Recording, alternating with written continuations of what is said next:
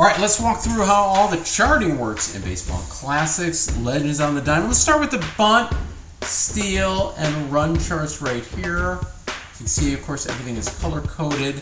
So for the bunt, if you want a bunt, there's 3 types of bunts: a sacrifice bunt, a safety squeeze bunt, and a suicide squeeze bunt. But for any one of those, you refer here, and then you'll see the legend here. It'll tell you again if it was successful or not.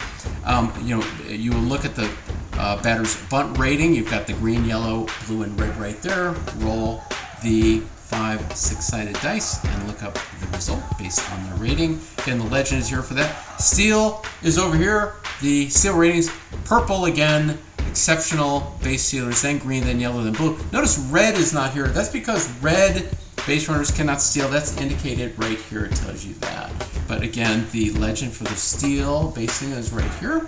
And then if you want to send a runner an extra base, here's the run ratings here.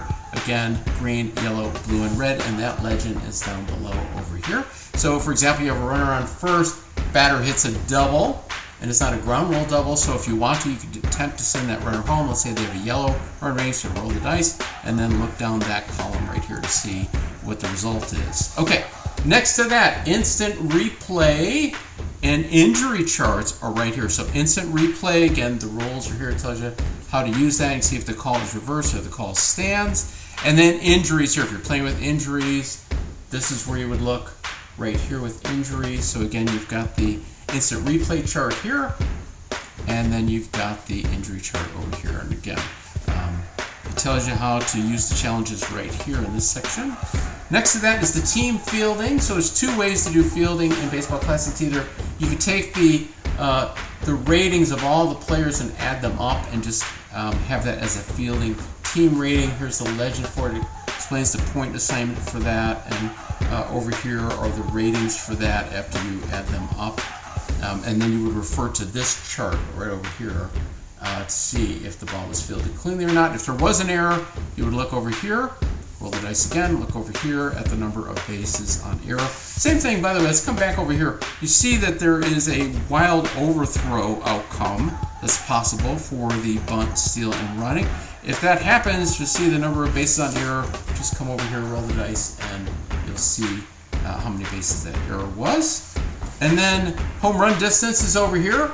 Refer to the player's real-time GM advisor rating. You can see with the circles that are colored, again, the green, yellow, blue, and red. You can see how far the ball was hit. Roll the dice again, you'll see how far that ball was launched for that home run. Then we have win factor. Let's turn it this way. So you can see win factor is right over here. So you roll the dice before the game to determine the wind factor if you're playing an outdoor stadium and you want to see what the wind conditions are and the wind direction. Again, it's all right here. And so that's where things would begin for wind factor. Then once you're playing the game, then this chart over here determines, again, based on your the type of wind that you have in the game, if it's gusty or blustery or mild or calm, and the wind direction, you would use this chart to see if it was put in the fair play, foul play, so on and so forth. If a sacrifice fly was turned to a fly out. So it's all right here.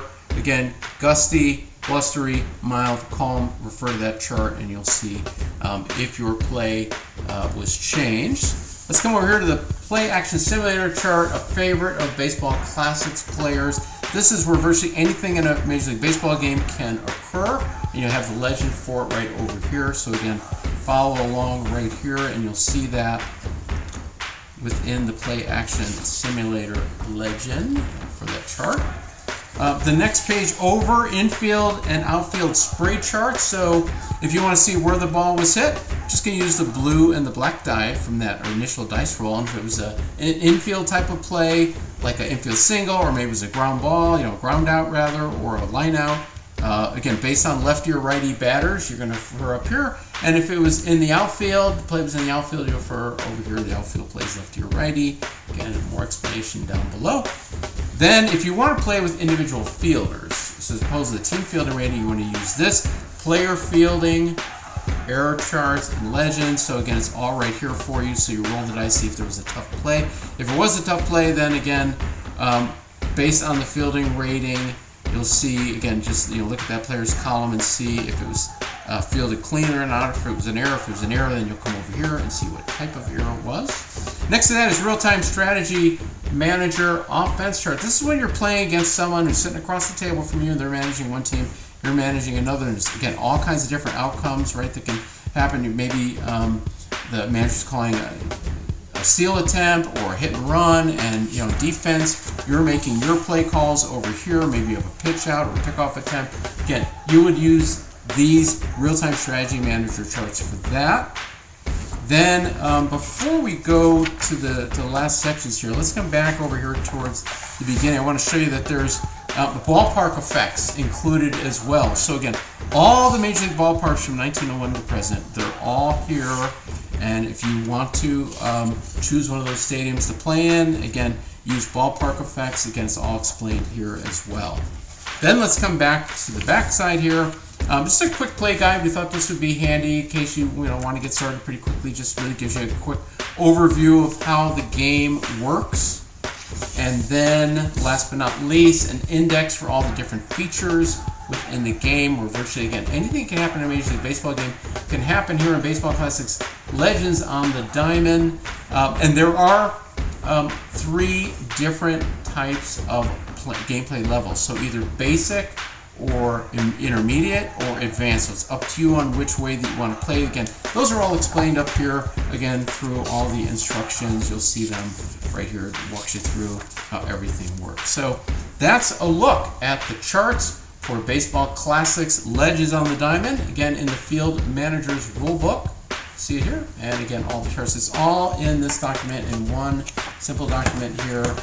But very comprehensive in terms of everything that can happen in a Major League Baseball game. So it's all right here. Baseball Classics Legends on the Diamond, Field Manager's Rulebook, and all the situational charts.